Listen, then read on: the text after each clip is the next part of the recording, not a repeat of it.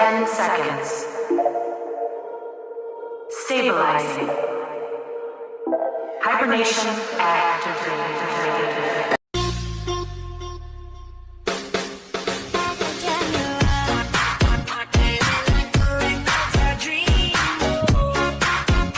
Hello guys, welcome ulit sa akin channel. Ngayon, tuturo ko sa inyo kung paano ba yung ginagawa nilang face apps, yung face swap na yun, yung nilalagay nila yung mukha mo sa another video na nagiging katuwaan ng marami sa TikTok. Ngayon, una, kailangan natin i-download lang yung application. May application lang yan. Hindi naman siya ini-edit, mayroon siyang application. Ang search nyo lang is yung Reface, yan. Ito na siya. Yan. Itong Reface na to. Na-download ko na siya. Ayan yung ginagamit nilang apps na na sinasalin nila yung mukha mo sa ibang mukha ng tao. Yan. Ito, na-download ko na siya. Tatry natin siya ngayon kung paano ba siya gamitin. Okay. Ito guys, itong application na to ay hindi siya free.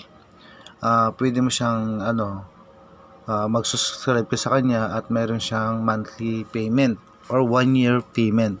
Pero pwede natin siyang gamitin ngayon as a trial. Yan. Add lang tayo. And then, kung gusto mo namang camera, ikaw mismo, picture mo yung sarili mo, or meron ka dapat sa gallery. Yan, kuha ka lang sa picture sa gallery. Example ito si Babalo. Ayan yung sample natin, si Babalo. And then crop natin yung mukha niya. Crop natin. Yan. Okay, and then confirm. Yan guys. And then balik na tayo sa home. Kapag gusto niyo meron ngayong video na in-upload o ginawa na doon yung gusto ilagay yung mga mukha nila, punta ka lang dito, pero kailangan mo siyang gawing pro. Pero pag dito lang yung mga sample niya, ito. Yan. Example natin is ito.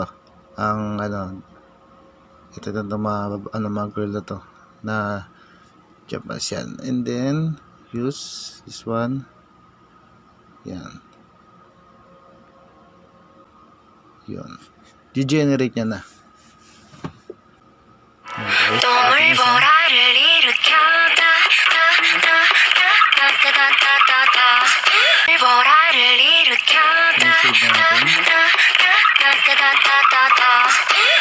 Yun, ganun lang kadali guys, 'di ba? Napakasimple lang. And then save na natin.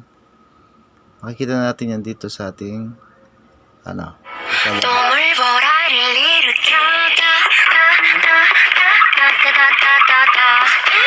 Yun guys, at kung nagustuhan nyo ang aking mga tutorial, ang simpleng tutorial na to, please subscribe my channel at para masubaybayan nyo pa yung mga iba-ibang ginagawa kong pagtuturo about sa mga tricks na nakikita nyo lang sa TikTok.